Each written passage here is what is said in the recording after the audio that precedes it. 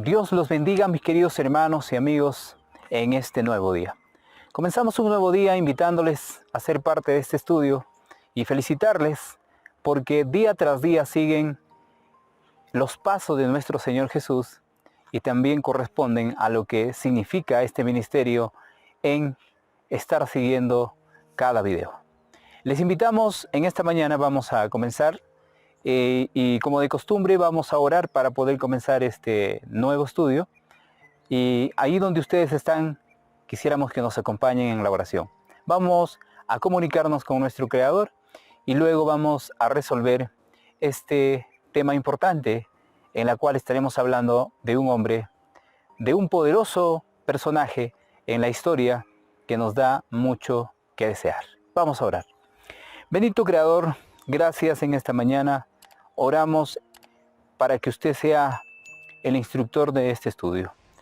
Nos dé su bendición y abra la mente y el corazón de cada uno de sus hijos y entendamos el nuevo estudio que tiene para con nosotros. Acompáñenos en todas partes donde estamos. En el nombre de nuestro Señor Jesucristo oramos. Amén. Bien, mis queridos hermanos y amigos, vamos a comenzar este estudio y como título tenemos Un joven con integridad moral.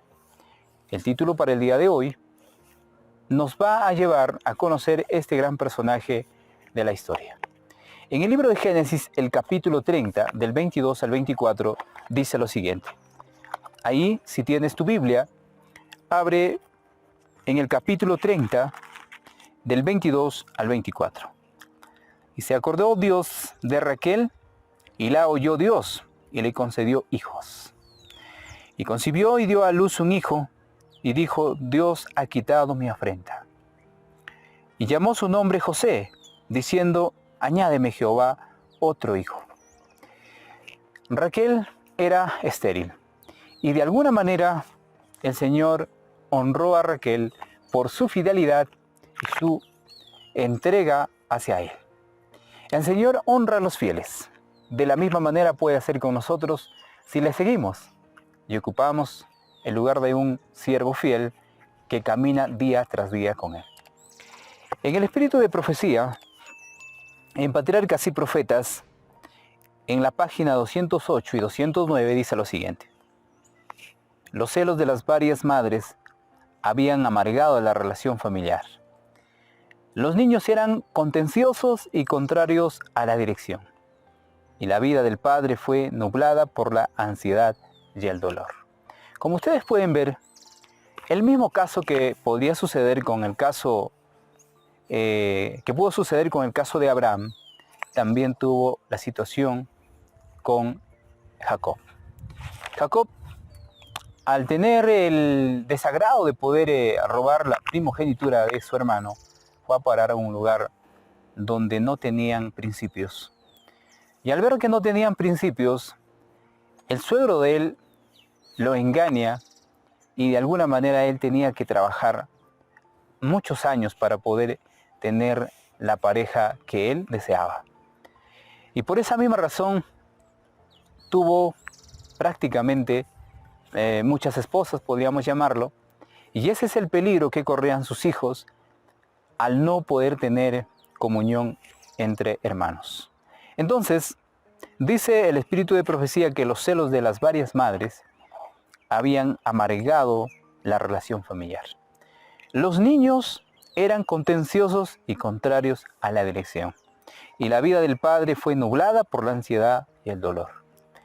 Sin embargo, hubo uno de carácter muy diferente, a saber el hijo mayor de Raquel, José, cuya rara hermosura personal no parecía sino reflejaba la hermosura de su espíritu y su corazón.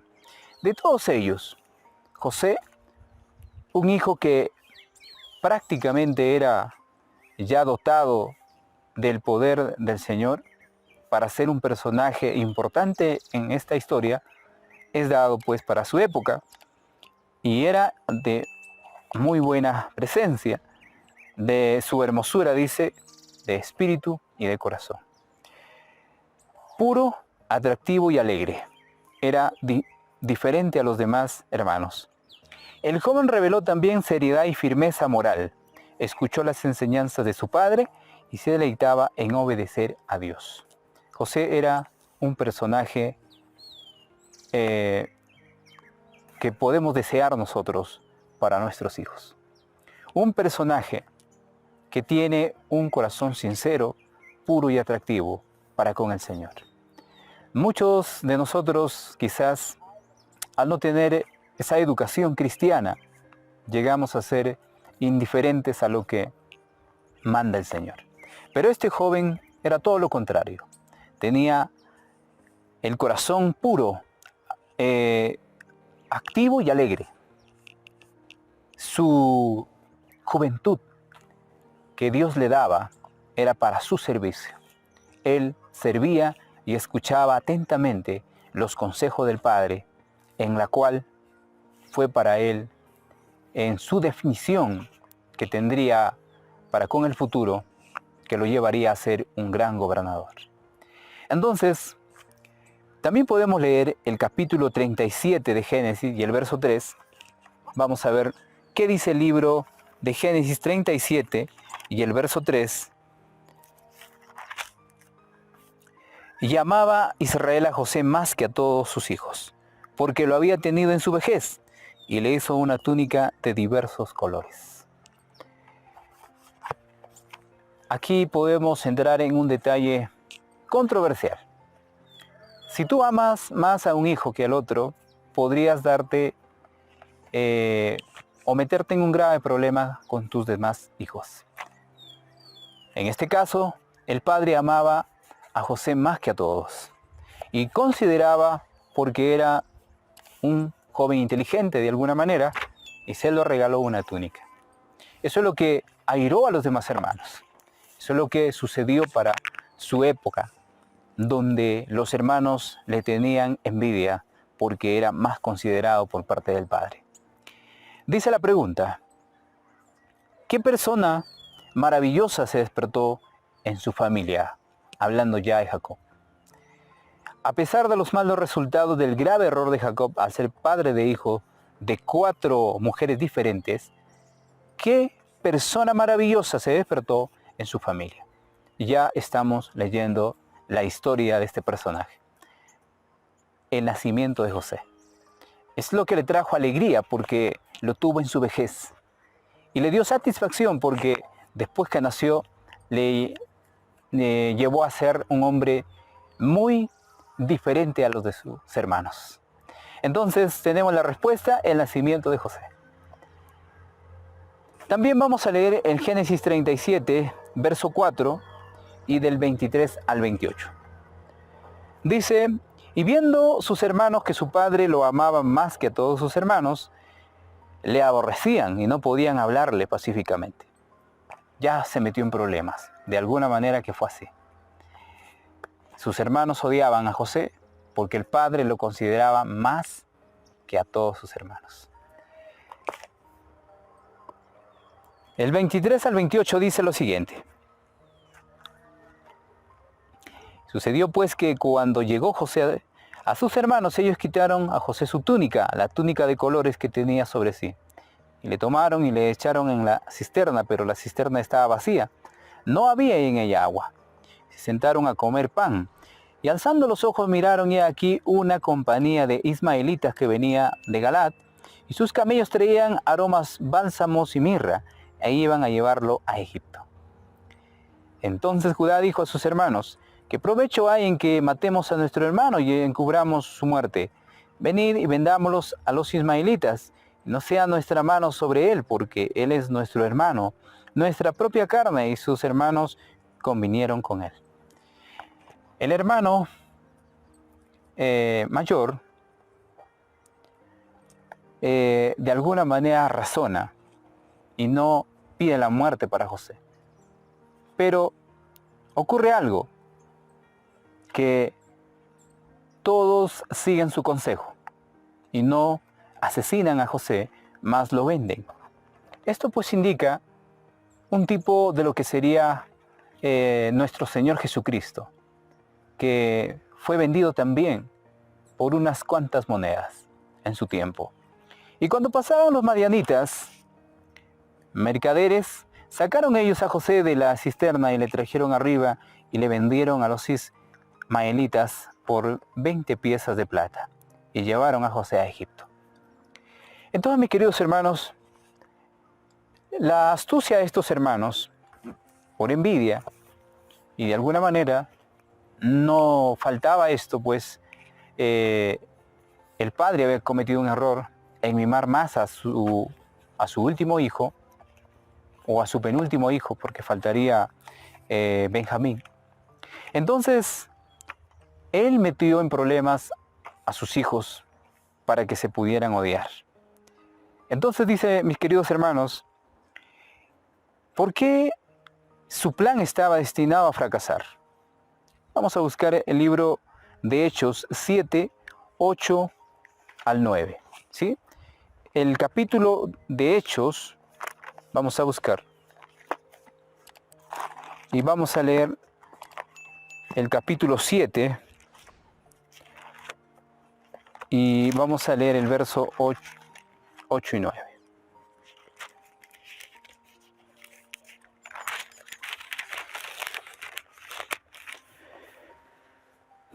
Y le dio el pacto de la circuncisión, y así Abraham engendró a Isaac, y le circuncidó al 8º día. E Isaac a Jacob, y Jacob a los 12 patriarcas. Los patriarcas, movidos por envidia, vendieron a José para Egipto, pero Dios estaba con él. Hermanos queridos, a veces el tener más amor por uno puede causar diversidad o controversia entre hermanos. Dice el testimonio, en Patriarcas y Profetas 343 y 344, José fue fiel a Dios y su fidelidad fue un testimonio constante de la verdadera fe. Para apagar esta luz, obró Satanás mediante la envidia de los hermanos de José. ¿Sí? Satanás quería apagar la luz a través de sus hermanos por la envidia que puso en su corazón, quienes le vendieron como un esclavo a un pueblo pagano. Sin embargo, Dios dirigió los acontecimientos para que su luz fuera comunicada al pueblo egipcio. Tanto en la casa de Putifar como en la cárcel, José recibió una educación, un adiestramiento que con el temor de Dios le prepararon para su alta posición como primer ministro de la nación. Desde el palacio del faraón se sintió su influencia por todo el país y por todas las partes se divulgó el conocimiento de Dios. En Egipto los israelitas alcanzaron prosperidad y riqueza, y hasta donde fueron fieles a Dios ejercieron una amplia influencia. Los sacerdotes idólatras se alarmaron al ver que la nueva religión ganaba favor. Satanás les inspiró su propia enemistad contra el Dios del cielo y le propusieron apagar aquella luz. Los sacerdotes eran los encargados de la educación del heredero del trono, y fue el espíritu de terca oposición a Dios y el celo por la idolatría lo que modeló el carácter del futuro monarca y le llevó a oprimir cruelmente a los hebreos. José alcanzó el puesto del primer ministro y fue gracias al poder maravilloso del Señor Jesús. Fue gracias al poder de Dios. Pero cuando se levantó en la envidia por parte de los sacerdotes idólatras, levantándose un nuevo faraón, dice la Escritura, ellos tuvieron temor de que la nación creciera y les quitara pues el trono, y también se hicieran dueños de todas las posesiones que tenían. Entonces, en este caso, el Señor tenía un propósito, llevar a José para que la luz brillara en medio de ese pueblo pagano. Dice la pregunta, ¿cuál era el plan de Satanás para extinguir la luz del cielo? Matar a José a través de la envidia de sus hermanos. ¿Sí? Matar a José a través de la envidia de sus hermanos. También tenemos una pregunta más. ¿Por qué su plan estaba destinado a fracasar? Para que la luz fuera comunicada al pueblo egipcio. ¿Sí? Su plan tenía que fracasar porque la luz tenía que ser comunicada al pueblo de Egipto. Entonces, Satanás no tuvo opción más que ceder al gran poder de Dios cuando José fue levantado y llevado a ser el primer ministro de ese pueblo. Entonces, mis queridos hermanos, estamos estudiando y estamos viendo la gran integridad de este joven en lo moral, en la práctica que él tenía, pero que lo había aprendido desde casa. Su padre había sido el responsable para que él fuera un hombre íntegro y que le daría favor a sus hermanos cuando él ascendería a ese puesto como el primer ministro de Egipto.